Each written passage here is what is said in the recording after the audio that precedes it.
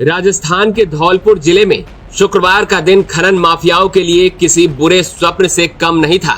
लंबे समय से चंबल नदी के आसपास अवैध बजरी खनन और बिजली चोरी की शिकायतों पर अंततः प्रशासन ने सख्त कदम उठाते हुए एक व्यापक अभियान चलाया।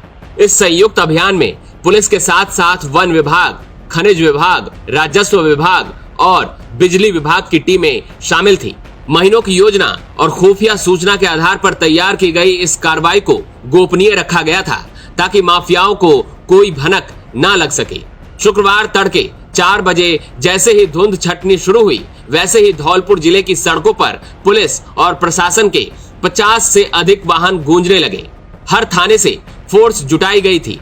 कुल 37 जेसीबी मशीनें और विशेष रूप से प्रशिक्षित बल इस कार्रवाई में लगे। ये प्रशासनिक दबिश किसी युद्ध अभियान जैसी लग रही थी। हर कोने पर पुलिस, हर जेसीबी के पीछे एक अधिकारी और हर कदम पर कानून का सख्त पहरा।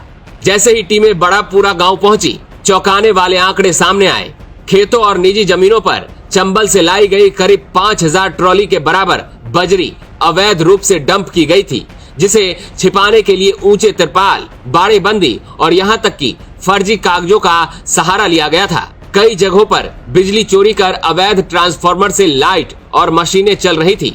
20 ट्रांसफार्मर मौके से उतारे गए और तुरंत जब्त कर लिए गए। इसके साथ ही उन इलाकों में जहां ये बजरी भंडारित थी, उन्हें जेसीबी से पूरी तरह से समतल कर दिया गया ताकि दोबारा उपयोग न हो सके। एक तरह से ये संदेश दिया गया कि अब अवैध कारोबार की कोई गुंजाइश नहीं बची है। धौलपुर के निर्देशन में गौरौली गांव में बड़े बड़ा गांव में कम से कम 5000 ट्रॉली का रेता अवैध चंबल रेता स्टॉक था, उसका नष्टीकरण किया जा रहा है। कितनी गाड़ियां आई हैं सर मौके पर? जेसीबी गाड़ी कितनी? इसमें प्रेजेंट है 37 जेसीबी और पूरा धौलपुर का स्टाफ है पुलिस का, जिसमें रेवेन्यू विभाग, माइनिंग विभाग और फॉरेस्ट विभाग सभी उपस्थित हैं।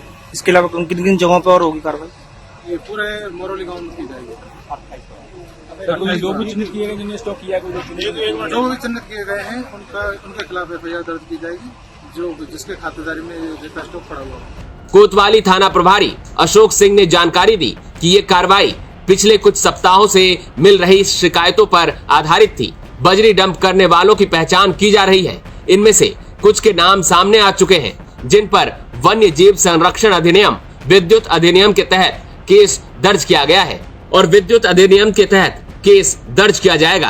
राज्य पुलिस मुख्यालय और राजस्थान सरकार की ओर से निर्देशित इस कार्रवाई का उद्देश्य साफ था, खनन माफियाओं को ये संदेश देना कि अब कानून की आंखों में धूल नहीं झोंकी जा सकती।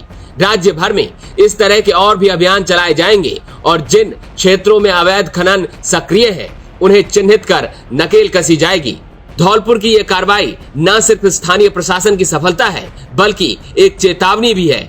अवैध कमाई के कारोबार पर अब सख्त नकेल कसी जाएगी।